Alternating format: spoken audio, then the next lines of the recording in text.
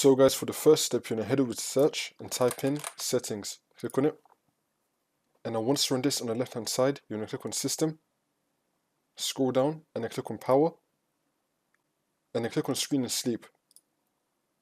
And now once you expand screen and sleep, there's going to be some options right here, so such as when plugged in, turn off my screen after.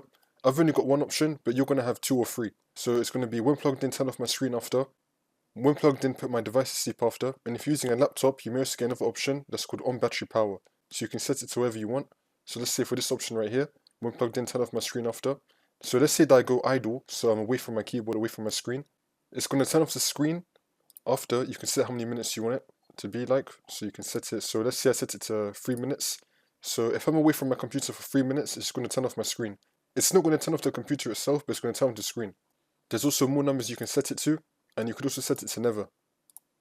And with the other options that I mentioned earlier, you could also do the same thing with that as well.